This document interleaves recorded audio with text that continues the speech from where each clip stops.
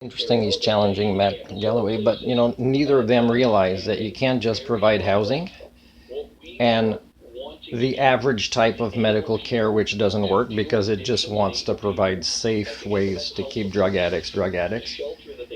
And treatment centers have become less and less structured and governed by logical reasoning in the rules they do to provide their programs.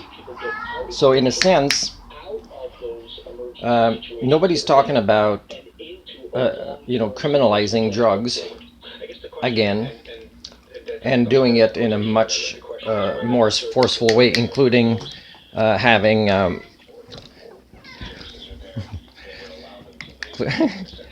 including that when people get caught, when they make a choice to stay drug addicts, which is often not their choice if you understand addiction.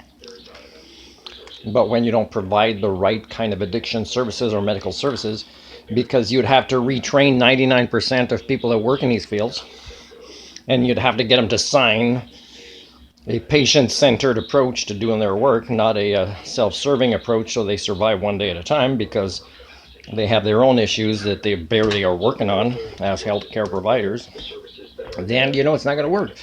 You gotta say drugs are bad. It makes us less than what we can be, and we can't normalize it as much as we have been for a long time because it's irresponsible to the next generation that is going to face the accelerating Anthropocene that everybody's noticing.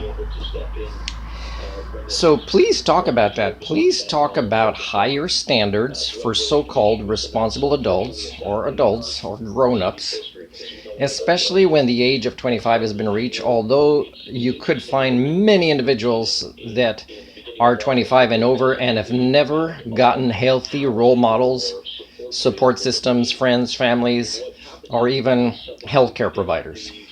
You have to talk about this. It's not just about providing for the basic needs and having people get jobs to do that.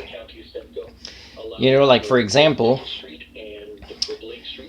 when refugee camps that are huge, let's say in Africa, are mostly providing tents and some kind of medical care, but not really adequate trauma healing supports because the people that are doing it are often volunteers and often not trained, as I've proven when I've given counseling training there.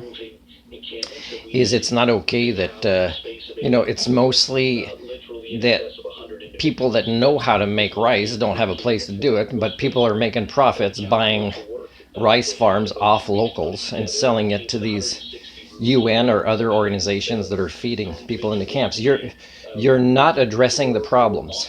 The problems is what's wrong with us, and we can't get along with each other. And again, it falls back to finding what we have in common, which is going through the Anthropocene. And we can't, and the tipping points have been passed, so we're not going to solve that, or we can slow it down. But to slow it down is the interpersonal skills. And the lack of care and concern that we have for each other has to be always pointed out. Even the best of us will sometimes show signs.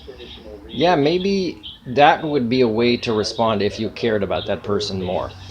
And maybe not doing it even this way I just gave an example could find a trigger, right? It could make somebody defensive. But if somebody is the best of us, hopefully they wouldn't easily be defensive.